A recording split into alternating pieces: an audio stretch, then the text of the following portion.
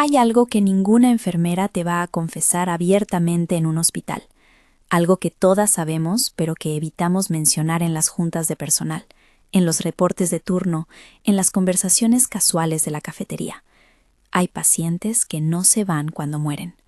No todos, pero algunos se quedan. Y yo descubrí esto de la peor manera posible, en la madrugada más larga de mi vida, cuando el olor del aire cambió y supe sin necesidad de que nadie me lo dijera que algo imposible estaba a punto de suceder. El olor cambió antes de que pasara cualquier otra cosa. No fue un ruido súbito que me alertara. No fue un grito desgarrador de alguien pidiendo ayuda. No fue una sombra extraña cruzando el pasillo bajo las luces fluorescentes. Fue el aire mismo, el ambiente, la atmósfera de toda la sala de cuidados paliativos transformándose en algo diferente, algo más denso, algo que no debería existir. Yo estaba de pie junto a la cama del cubículo 5, revisando la bomba de infusión por tercera vez en esa noche, porque algo en mi instinto me decía que verificara todo 2 veces, cuando sentí que el ambiente se volvía más pesado de manera gradual, pero innegable, como si alguien hubiera cerrado una puerta invisible dentro de la sala, sellando ese espacio del resto del mundo. El aire dejó de circular con normalidad. Dejó de moverse con esa corriente suave que mantiene el aire acondicionado. Se volvió estático, inmóvil, espeso, como si tuviera consistencia física. Y tenía un olor. No era el olor habitual de hospital, esa mezcla de desinfectante, medicamentos y enfermedad que todas conocemos tan bien que dejamos de notarlo. Era algo más antiguo, más profundo, como olor a tierra húmeda, mezclado con flores marchitas, como el interior de un lugar cerrado durante demasiado tiempo, como algo que llevaba años sin ver la luz del sol. Era un olor cargado de algo que definitivamente no pertenecía a los vivos. Era mi turno nocturno, uno más en una larga cadena de noches trabajando en esta sala. Eso creía al menos cuando llegué esa madrugada a tomar mi puesto, cuando revisé el cuadro de pacientes y vi que teníamos 7 personas internadas, cuando me preparé mentalmente para otra noche más de acompañar a quienes están en sus últimas horas. No sabía que esa noche sería diferente. No sabía que algo iba a romper esa barrera invisible que separa a los vivos de lo que viene después. Trabajar en paliativos te cambia la percepción de muchas cosas fundamentales de la vida. Te cambia la forma en que entiendes la muerte, el dolor, el tiempo, el significado de acompañar a alguien. Ahí, en esa sala especial, no luchamos por salvar vidas como hacen en urgencias o en terapia intensiva. No hacemos maniobras heroicas de reanimación. No conectamos a nadie a máquinas que prolonguen artificialmente la existencia. Luchamos por algo diferente, algo más humano, pero igualmente importante. Luchamos para que el final no sea cruel. Para que el dolor físico no sea insoportable en esos últimos días o horas. Para que nadie muera completamente solo, sin una mano que sostener, sin una voz que escuchar. Eso es lo que nos dicen cuando nos capacitan para trabajar en paliativos. Eso es lo que intentamos creer cada noche que entramos a ese espacio sagrado, donde la vida se despide lentamente. Pero nadie, absolutamente nadie en toda tu formación profesional, te advierte sobre lo que empieza a pasar cuando el cuerpo físico se apaga completamente, pero algo más, algo que no aparece en ningún manual médico, decide quedarse. Nadie te prepara para el momento en que descubres que la muerte no es siempre un final limpio y definitivo, que a veces es un proceso más complicado de lo que los libros de medicina quieren admitir. El paciente del cubículo 5 había muerto hacía menos de 10 minutos cuando todo comenzó. Don Arturo, un hombre de 63 años con cáncer de pulmón en etapa terminal, que había pasado sus últimos 5 días con nosotros. Yo misma había estado presente en el momento exacto de su muerte. Había sostenido su mano mientras su respiración se volvía cada vez más espaciada, cada vez más superficial, hasta que finalmente dejó de existir por completo. Yo misma había cerrado sus ojos con mis dedos cuando el último aliento abandonó su cuerpo, deslizando suavemente los párpados hacia abajo, en ese gesto final de respeto que hacemos por todos nuestros pacientes. Yo misma había anotado con mano firme la hora exacta en su expediente médico. 2:41 de la madrugada. Muerte certificada. El monitor cardíaco ya estaba apagado, silenciado después de marcar esa línea plana definitiva. La cama estaba limpia, las sábanas acomodadas cubriendo respetuosamente el cuerpo. Todo estaba en orden perfecto. Demasiado en orden para lo que estaba a punto de suceder. Cuando salí de su cubículo al pasillo principal de la sala de paliativos, cerrando suavemente la cortina azul detrás de mí, el silencio me golpeó con una fuerza extraña que nunca había experimentado en todos mis años trabajando en hospitales. No era el silencio normal del hospital durante la madrugada. Ese silencio salpicado por sonidos ocasionales de monitores pitando suavemente, de pacientes girándose inquietos en sus camas, de compañeras enfermeras caminando con pasos suaves por los corredores. Este era diferente. Era un silencio absoluto, total, perfecto de una manera antinatural. Era un silencio atento, expectante, consciente, como si algo o alguien estuviera escuchando con atención extrema cada pequeño movimiento que yo hacía, cada respiración que tomaba. Sentí esa presión familiar pero siempre perturbadora en el pecho que aparece cuando tu instinto más primitivo sabe con certeza absoluta que no estás sola en un espacio, aunque tus ojos no vean a nadie más. Es esa sensación visceral e innegable de ser observada, de tener ojos invisibles siguiendo cada uno de tus movimientos con una atención que resulta casi física en su intensidad. Fue entonces, justo en ese momento de máxima tensión silenciosa, cuando escuché mi nombre pronunciado con absoluta claridad. No lo gritaron desde lejos, no lo susurraron desde algún cubículo distante. Lo dijeron con calma perfecta, con una cercanía íntima y perturbadora, como si la persona que hablaba estuviera posicionada justo detrás de mi oído derecho, a centímetros de mi piel, lo suficientemente cerca para que sintiera el movimiento del aire con cada sílaba. Me quedé completamente inmóvil. Cada músculo de mi cuerpo se congeló instantáneamente. Mi respiración se detuvo a medio camino. Mi corazón pareció saltar un latido antes de acelerarse violentamente. En enfermería te entrenan exhaustivamente para reaccionar con rapidez y eficiencia ante emergencias médicas de todo tipo. Sabes exactamente qué hacer si un paciente deja de respirar, si hay una hemorragia, si alguien convulsiona, si los signos vitales se desploman. Pero nadie, absolutamente nadie, en ninguna universidad ni en ningún curso de capacitación te enseña qué hacer cuando el miedo que sientes no viene de un cuerpo que se está apagando, sino de algo que definitivamente no debería estar presente en ese espacio, algo que rompe todas las reglas que creías conocer sobre cómo funciona el mundo.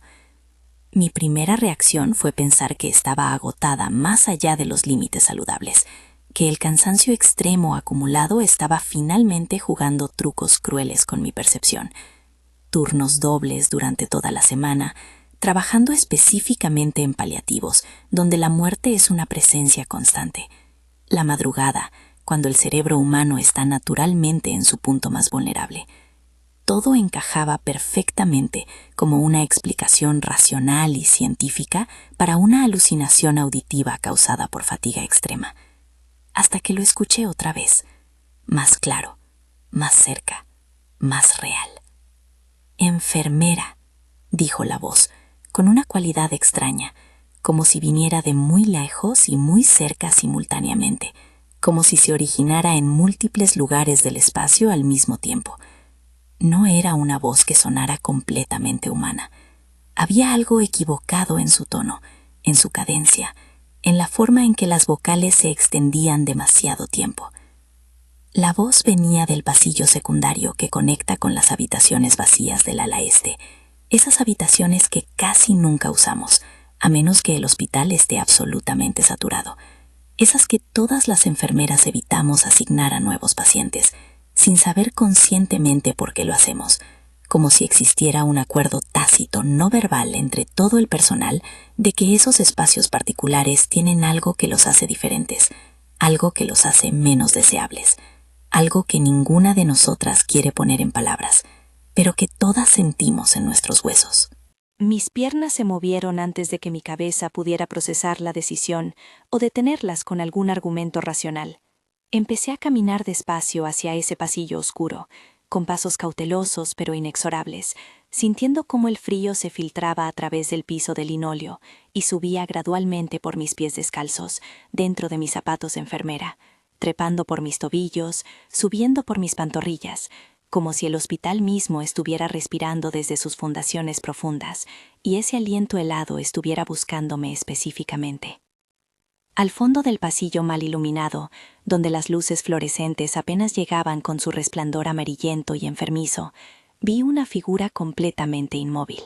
Llevaba puesta una bata de hospital, esa bata azul pálido y desgastada que les damos a todos nuestros pacientes. Estaba descalza, con los pies directamente sobre el piso frío. No se movía en absoluto, ni un músculo, ni una respiración visible. Era una inmovilidad absoluta que ningún ser vivo puede mantener por más de unos segundos. No necesitaba ver su rostro con claridad para saber con certeza absoluta que no era alguien que debía estar caminando por los pasillos a las 3 de la mañana. Lo supe instintivamente, por la forma antinatural en que ocupaba el espacio, por cómo la luz de las lámparas fluorescentes parecía evitarla activamente, en lugar de iluminarla, curvándose alrededor de su silueta, como si la luz misma rechazara tocarla, por la sensación palpable de vacío que se abría a su alrededor, como si estuviera rodeada de una burbuja de ausencia. Era un paciente, eso era evidente por la bata que llevaba, pero era un paciente que ya no estaba en su cama, un paciente que ya no debería estar de pie, un paciente que tal vez ya no debería estar en absoluto. «No me dejes aquí», dijo la figura, con una voz que sonaba hueca y distante, y lo más perturbador de todo fue que lo dijo sin mover los labios en absoluto. Las palabras simplemente aparecieron en el aire, emanando de esa forma inmóvil, pero sin ningún movimiento físico que las produjera. «No me dejes solo en este lugar. Todavía necesito que alguien me atienda. Mi turno no ha terminado. El dolor no se fue. La oscuridad no se fue. Nada terminó realmente». Sentí que la garganta se me cerraba por completo, como si una mano invisible la apretara. Quise responder algo, cualquier cosa, las palabras profesionales y tranquilizadoras que nos entrenan para decir a los pacientes angustiados, pero algo profundo dentro de mí, algo más antiguo que mi entrenamiento profesional, algo que venía de una parte primitiva de mi cerebro, que todavía sabe reconocer el peligro real, gritaba con fuerza absoluta que no lo hiciera, que no estableciera ese contacto, que no reconociera su presencia con palabras. En paliativos nos entrenan exhaustivamente para escuchar con atención y empatía, para acompañar sin juzgar, para no abandonar a nadie sin importar cuán difícil sea la situación. Aprendemos que nuestra presencia constante es a veces el único consuelo que podemos ofrecer. Pero esa regla sagrada del acompañamiento no aplica cuando quien te habla ya cruzó una línea fundamental que no debería poder desandar. Cuando quien busca tu compañía ya no pertenece al mundo de los que respiran y caminan bajo el sol. El teléfono interno sonó de repente en la estación de enfermería, rompiendo la tensión horrible del momento. El timbre estridente cortó el aire espeso como una alarma de incendio atravesando niebla densa. No lo pensé ni por un segundo. Corrí. Simplemente me di vuelta y eché a correr por el pasillo de regreso a la estación, sin mirar atrás porque algo me decía que no debía. Que ver si esa figura me seguía sería peor que la ignorancia. Tomé el auricular del teléfono con las manos temblando tan violentamente que casi lo dejo caer 2 veces antes de poder llevármelo al oído. «Turno nocturno», dijo una voz al otro lado de la línea. No era una voz que reconociera. No era ninguno de los médicos del hospital. No era ninguna de mis compañeras. No era la operadora telefónica habitual. Era una voz sin género definido, sin edad identificable, sin ninguna característica humana particular, excepto las palabras que formaba. Falta personal en la sala de paliativos. Alguien tiene que cubrir. Alguien siempre tiene que estar ahí. Los pacientes no pueden quedarse solos. Nunca. Ni siquiera después. La línea se cortó abruptamente con un clic seco que resonó en mi oído como un disparo. Me quedé ahí parada, sosteniendo el teléfono muerto, mirando fijamente la pared frente a mí sin ver realmente nada, tratando de procesar lo que acababa de escuchar. tratando de encontrar algún significado en esas palabras ambiguas pero claramente amenazantes. Cuando finalmente reuní el coraje necesario para regresar al pasillo donde había visto la figura, cuando obligué a mis piernas temblorosas a llevarme de vuelta hacia ese espacio que cada fibra de mi ser me rogaba que evitara, la figura ya no estaba. El corredor estaba vacío bajo las luces parpadeantes. Pero el frío seguía ahí, más intenso que antes, como si hubiera dejado una huella térmica en el espacio. El silencio también permanecía, ese silencio antinatural y consciente que te hace sentir observada. Y sobre el piso de linóleo, justo frente a la habitación vacía que nadie usa nunca, había marcas húmedas, oscuras, con la forma inconfundible de huellas de pies descalzos que se desvanecían lentamente, como si estuvieran siendo absorbidas de vuelta al piso, como si nunca hubieran existido realmente. Esa noche, en esas horas interminables entre el descubrimiento de esas huellas imposibles y el amanecer que finalmente llegó trayendo su luz salvadora, entendí algo fundamental que nadie confiesa en voz alta en los hospitales, algo que todas las enfermeras veteranas saben pero que prefieren no mencionar a las nuevas, algo que se transmite más por miradas significativas y silencios incómodos que por palabras directas. No todos aceptan irse cuando llega su momento. No todos cruzan esa línea final con resignación o paz. Algunos se quedan atrapados o se niegan a partir. Algunos siguen vagando por los pasillos donde murieron. Algunos continúan esperando que alguien venga a atenderlos, a aliviar un dolor que ya no deberían poder sentir, a llenar una soledad que debería haber terminado. Y a veces, de maneras que desafían toda lógica médica y científica, el turno nocturno no termina cuando sale el sol. A veces hay turnos que continúan eternamente en algún lugar entre la vida y la muerte, con pacientes que nunca reciben el alta y enfermeras que nunca pueden realmente irse a casa. Desde entonces, desde aquella madrugada que cambió para siempre mi comprensión de mi trabajo y de lo que realmente sucede en estos lugares donde la muerte es una visitante diaria, cada vez que entro a la sala de paliativos para mi turno nocturno, siento que alguien me observa con atención fija desde algún rincón oscuro que mis ojos no alcanzan a penetrar.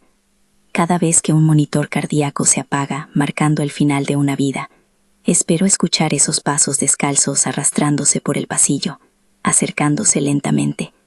Cada vez que el teléfono interno suena, rompiendo el silencio de la madrugada, dudo unos segundos antes de contestar, preguntándome si la voz del otro lado va a ser humana o algo más. Porque sé ahora, con una certeza que va más allá de cualquier duda racional, que no todas las llamadas que recibimos en esa estación de enfermería durante las horas oscuras vienen de este lado de la existencia. Algunas vienen de un lugar que no tiene nombre en nuestros mapas, de un turno que nunca termina, de pacientes que siguen esperando una atención que nunca va a llegar, porque ya no pertenecen al mundo donde podemos ayudarlos.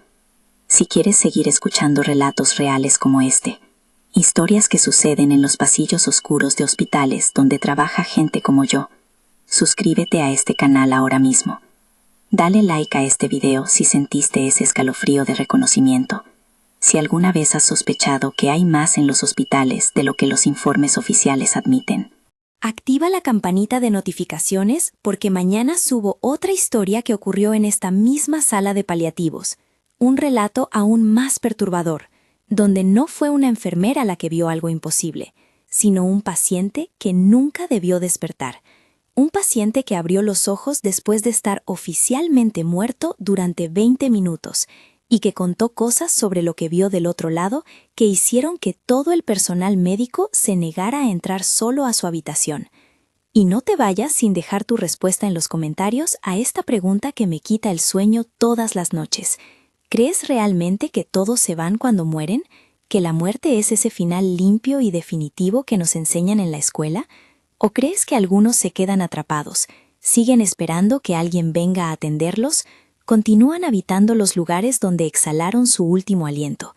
Cuéntame tu opinión, porque necesito saber si soy la única que ha visto estas cosas, o si hay más personas que saben la verdad sobre lo que realmente sucede en los turnos nocturnos de los hospitales.